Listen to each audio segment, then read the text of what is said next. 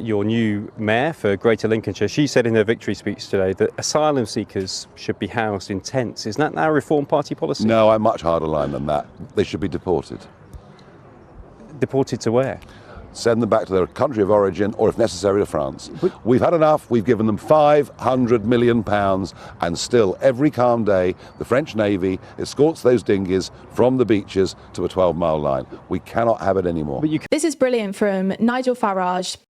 Guys, we are going to show you the full interview, but please let me throw a little light on this interview first for your better understanding. The Liberal elite is shocked by Farage's straightforwardness. Everything he mentioned in the interview is logical, which is why people supported reform. Local councils across the country have been overtaken by woke activists. Now, these councils are actively promoting a woke agenda, focusing on presenting England as a gender-nuclear land, borderless nation with many languages, rather than addressing public service issues. The recent local elections indicate that people are fed up. The Liberals believe this trend makes them far right. In a recent victory speech, Reform's new mayor stated, "We will confront illegal migration. We have developed policies. I refuse to house people in hotels. Tents are acceptable for France. They should be acceptable here in Britain." We will tackle illegal migration. We've been working on policies. I say no to putting people in hotels. Tents are good enough for France. They should be good enough for here in Britain. The Liberals reacted strongly, fearing we are on the brink of becoming like the Third Reich. That's how extreme the left has become. When a reporter questioned Farage about the tents, expecting him to criticise the idea, he responded, "Forget tents, they'll be deported back to where they came from." The horror on the reporter's face was evident. While Reform can't control this situation, they can resist the government's attempts to offload illegal migrants onto them.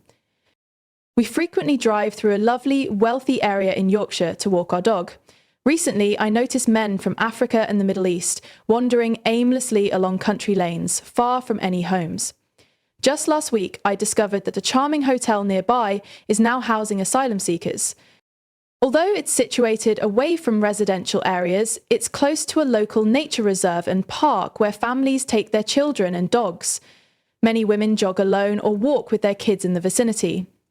I'm not suggesting that all these men are a threat, but do we know who they are or what their backgrounds entail? It's reckless to allow men from war-torn regions to roam freely in the British countryside. The safety of the British public should always be the priority. Yet, the locals were neither informed nor consulted, reflecting the disdainful way governments treat the populace. Now, these individuals have had enough and are looking towards reform. Listen to this brilliant interview by Nigel Farage. This is the full interview. Extraordinary day. What are your councils actually going to do now? What do reform-controlled councils look like? I couldn't have made this clearer throughout the election campaign. I spoke more about local issues than any of the other party leaders. We see expenditure that's been going on within county councils that we believe to be unacceptable, a bad waste of taxpayers' money. We also see county councils, this one, Staffordshire, run by the Tories, a very woke council, spending money, getting involved in climate change initiatives and many other things that are frankly nothing to do with county councils. So our aim and our ambition will be to slim down the size of county councils and to refocus their priorities. But councils are strapped for cash. You're not going to make the savings you need by just cutting out some climate change policies, are you? Well, I tell you what we are going to do, make some savings. They haven't. They've run things very badly.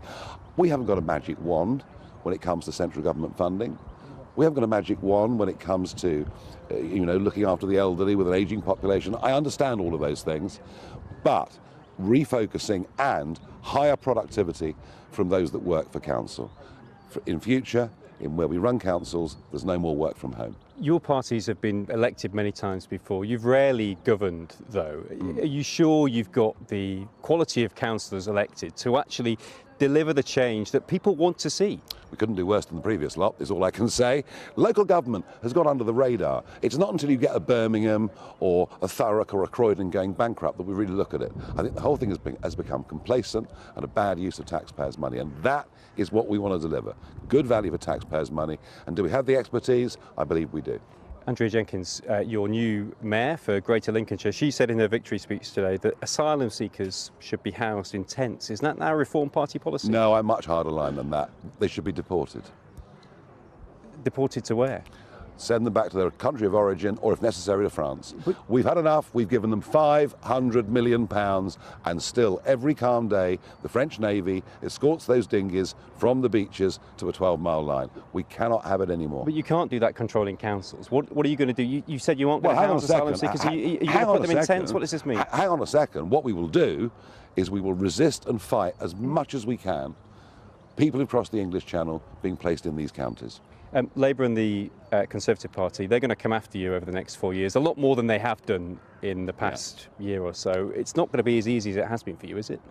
I wouldn't say it's been easy. Building a brand new, as much as they like, but frankly their record in government so far is lamentable.